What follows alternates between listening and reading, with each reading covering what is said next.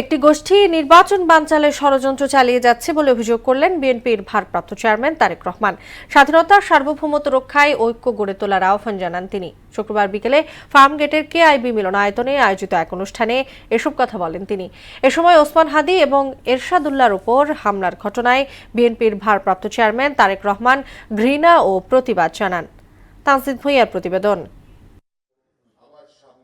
রাজধানীর ফার্মগেটে কেআইবি মিলনায়তনে বিএনপির দেশ গড়ার পরিকল্পনা শীর্ষক সেমিনারে যুক্তরাজ্য থেকে ভার্চুয়ালি যুক্ত হন বিএনপির ভারপ্রাপ্ত চেয়ারম্যান তারেক রহমান। এতে তৃতীয়বারের মতো ছাত্রদলের বিভিন্ন স্তরের নেতাকর্মীরা অংশ নেন।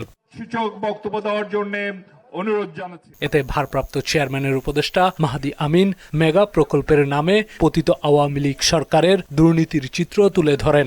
বিএনপি সরকার যখন জবাবদিহিতা নিশ্চিত করবে, ইনশাআল্লাহ স্বাভাবিকভাবেই আমাদের ফ্যামিলি কার্ড, ফার্মার্স কার্ড সেই মার কাছে যাবে যার জন্য সেটা দেওয়া হয়েছে, সেই কৃষক ভাইয়ের কাছে যাবে যার জন্য সেটা নির্ধারণ করা হয়েছে। এ সময় বিএনপির ভারপ্রাপ্ত চেয়ারম্যান তারেক রহমান দেশ গড়ার নানা পরিকল্পনা তুলে ধরে সবাইকে দক্ষতা অর্জনের মাধ্যমে সমাজকে এগিয়ে নেওয়ার আহ্বান জানান। যে কোনো মূল্যে আমাদের গণতান্ত্রিক মূল্যবোধকে ফিরিয়ে আনতে হবে, গণতান্ত্রিক অধিকারকে প্রতিষ্ঠিত করতে হবে এবং আগামী দিনের ভবিষ্যৎ হিসেবে তোমাদের উপরে সবচেয়ে বড় সেই দায়িত্ব। বিএনপির মতন একটি দল, যেই দলের অতীতে রাষ্ট্র পরিচালনার অভিজ্ঞতা আছে এবং ইনশাআল্লাহ আল্লাহর রহমতে বাংলাদেশের মানুষের সমর্থন নিয়ে ভবিষ্যতে এই দল আবারও দেশ পরিচালনা করবে। ভবিষ্যৎ পরিকল্পনা নিতে চাই যে একজন শিক্ষিত মা বেকার থাকবে না, তাকে আমরা অর্থনৈতিকভাবে স্বাবলম্বী করে গড়ে তুলতে চাই। দেশ এখন গভীর সংকটে আছে উল্লেখ করে গণতন্ত্র বিরোধী একটি গোষ্ঠী নির্বাচন বানচালে মরিয়া হয়ে উঠেছে বলে অভিযোগ করেন তিনি। স্বাধীনতা সার্বভৌমত্ব রক্ষায় ঐক্যবদ্ধ প্রতিবাদ গড়ে তোলার তাগিদও দেন তারেক রহমান।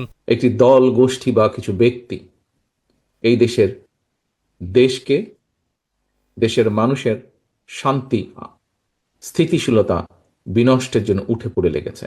যারা বাংলাদেশের অস্তিত্বে, স্বাধীনতা, সার্বভৌমত্বে বিশ্বাস করেন, আমাদের প্রত্যেকটি দল, প্রত্যেকটি নেতা, প্রত্যেকটি কর্মী, প্রত্যেকটি মানুষকে আজ অতীতের যে কোনো সময় থেকে সবচাইতে বেশি ঐক্যবদ্ধ হতে হবে।